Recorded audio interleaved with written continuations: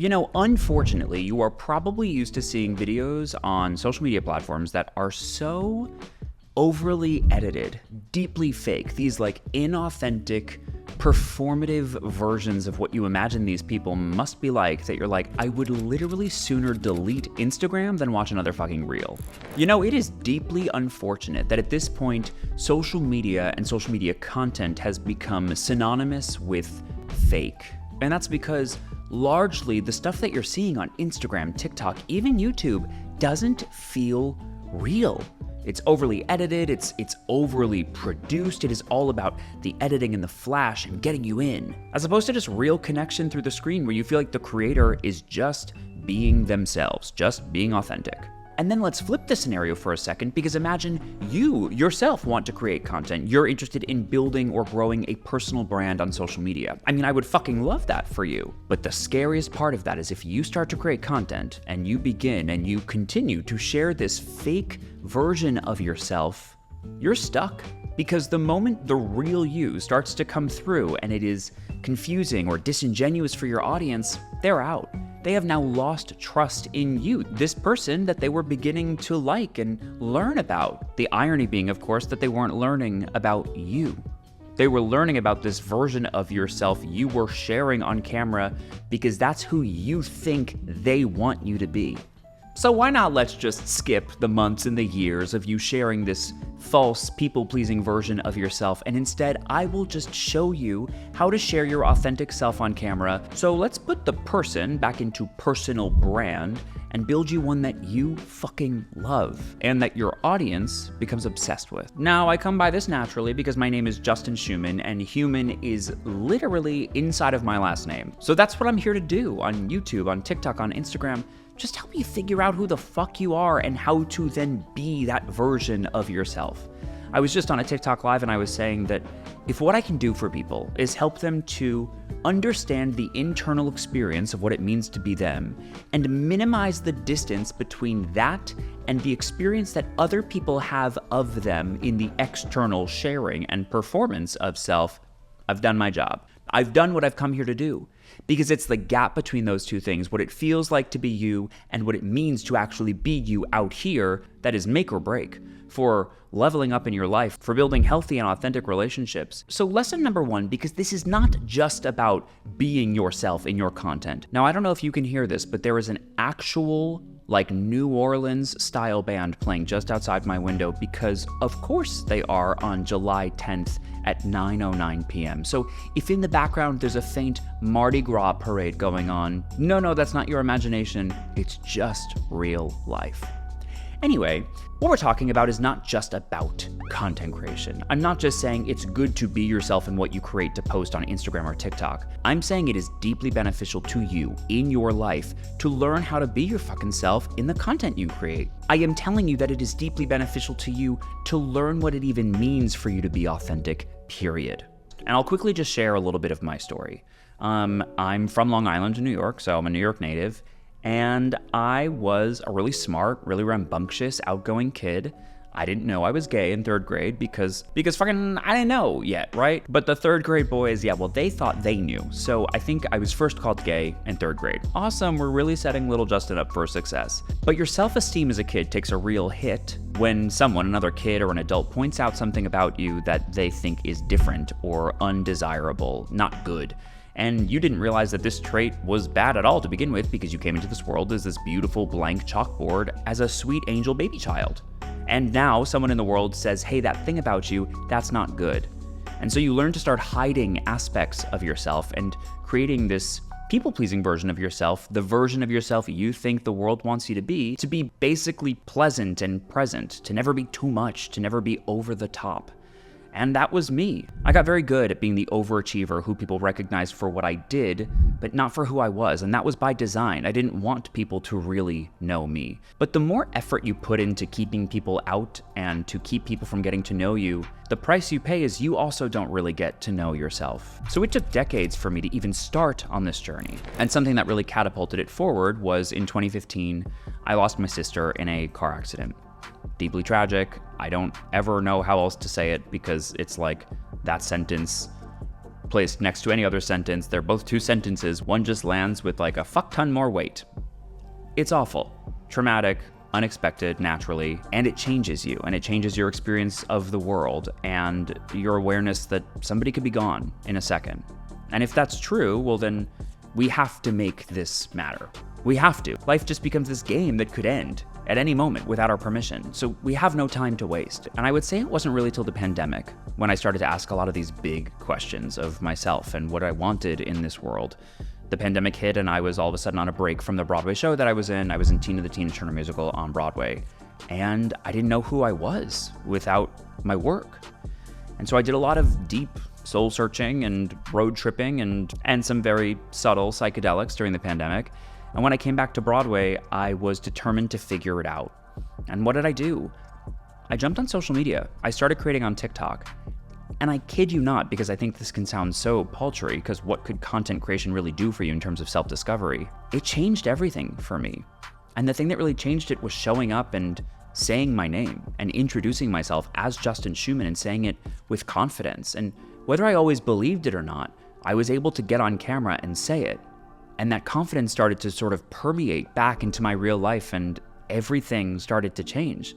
Relationships where I had accepted people treating me as less than fell away. I was more firm about the boundaries I was setting. Everything. My businesses started to succeed more because I was insisting that my value was higher. This whole moment outside is insane, and at this point I almost wish you could hear it. I actually kind of want to like record an audio voice. I'm going to literally insert so that you can hear what's going on.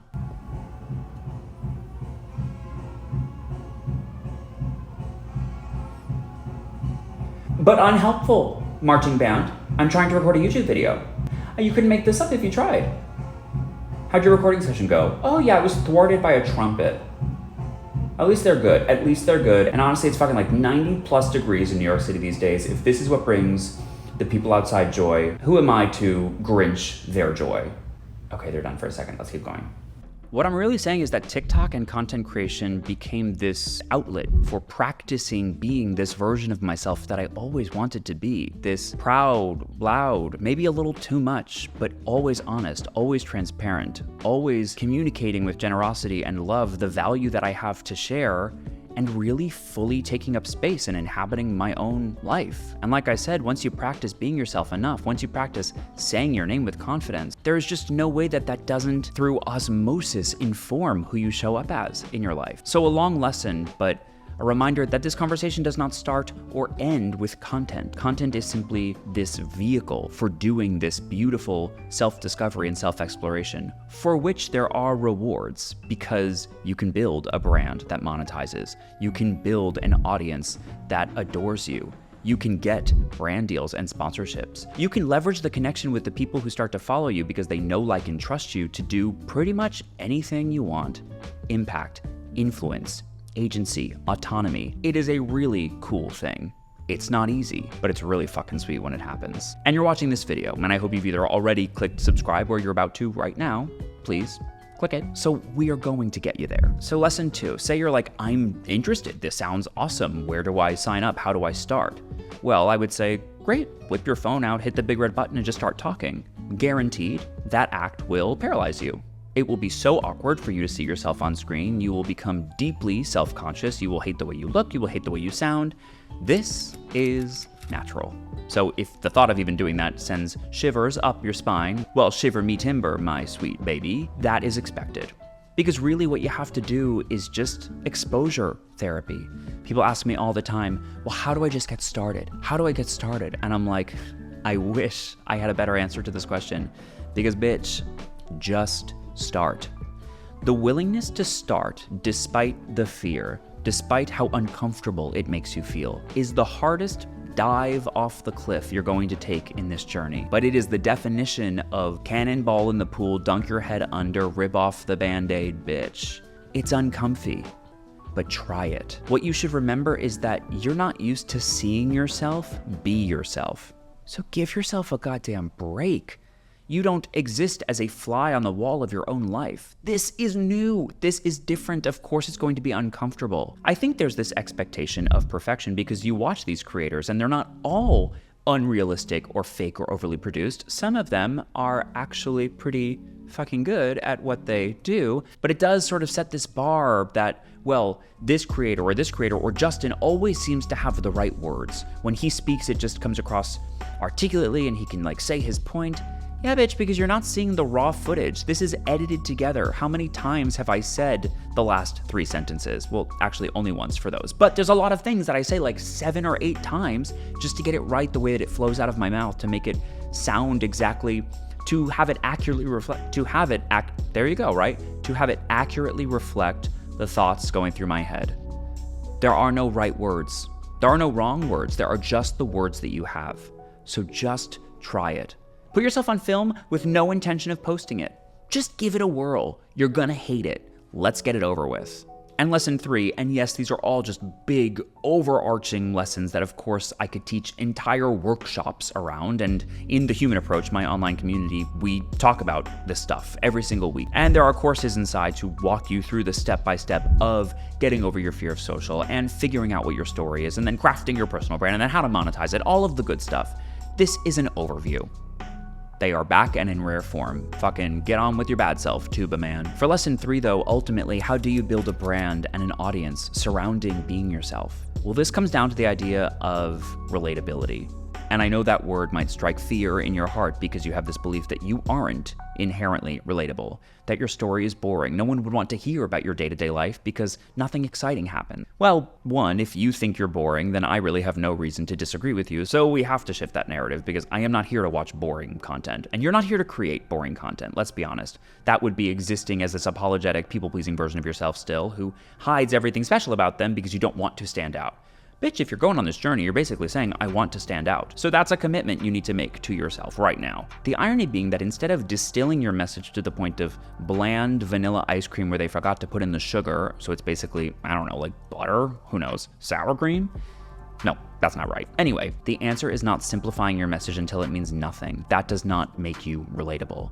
It's actually about sharing your story with as much specificity as you can, because once you tell a story that is filled with angles and twists and turns and colors, i.e., once you're able to communicate what you've really experienced in your life, that's what people can see themselves in. It's as if you are a lighthouse, and right now the lighthouse is running off of like a 20-watt bulb, like something you would find in a dimly lit gas station bathroom. And I'm saying, bitch, I need you to be the sun in LED form up in that lighthouse. Share with the full strength of who you are. Share your specificity. Share all of your colors, because that's what's going to get the fucking boats back to shore. That is how you build a brand and an audience around being your authentic self. You stop hiding. You explore the willingness to be vulnerable. You invest in this human approach to creating content and building a brand. The human approach, of course, being you don't have to niche down. You don't have to be a one-note version of yourself. You don't need to be anything besides what you already are to show up and create content that could change someone's life, that could change many people's lives, that could give you global visibility with one video. And if that sounds like a lot, or if you feel like, whoa, I just went to the fucking golden corral of personal branding and authenticity, well, that's fine, babe. I mean, okay, you're for sure gonna have a tummy ache and be stuck in the bathroom all evening, but after that, realize that you've actually found the person and the style of education that you actually need to create a personal brand and then create content and do this all sustainably in a way that feels good and in a way that's fun. So if you want support on this journey and to have me hold your sweet, beautiful hand and take you step by step through all of this, click the link below. Check out the Human Approach, which is the online community, because it is already filled with people just like you, who want fucking more for themselves, who don't like their 9-to-5, who want to travel the world and be able to work remote and create content where they just share their story and have people genuinely be interested. All of that is so possible. How do I know? I'm literally living proof. And I've worked with hundreds of clients who have also experienced their first 10K month or their first big brand deal or being flown somewhere so that they could film a content piece in a fancy hotel in Switzerland. Yes, travel creators fucking get to do very cool things. You don't know where this journey could go until you start it. And you have no idea how vast the map of you is until you decide to start walking. I'm Justin. It was simply lovely to share this concert with you here in New York City. Like this video, subscribe, follow me on TikTok and Instagram, whatever your little heart desires. But you can trust that I will be back again real soon.